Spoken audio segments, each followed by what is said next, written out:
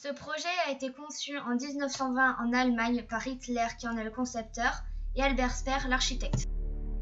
Ce projet met en avant l'impérialisme et le nationalisme.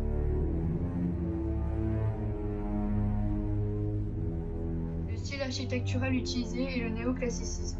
Hitler s'est inspiré de l'Antiquité. Les modèles sont Rome, Paris et Vienne.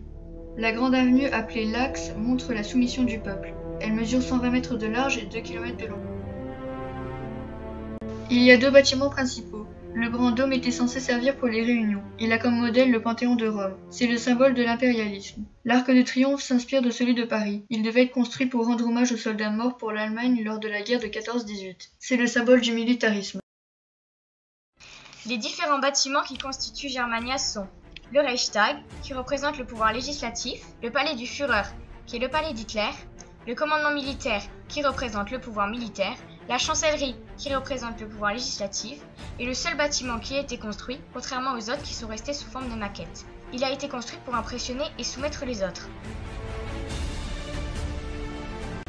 Ces bâtiments servent à montrer aux générations futures la puissance de domination du peuple nazi. Ils servent aussi à montrer la supériorité du peuple nazi sur tous les autres peuples.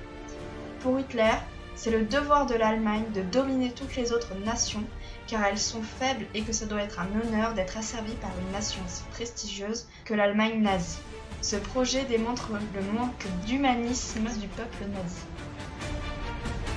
Pour conclure, les sculptures ornant ce projet montrent la supériorité des Aryens et leur destin de conquérir. C'est une mise en scène des rapports entre peuples affirmant l'inégalité des races au profit des purs Allemands.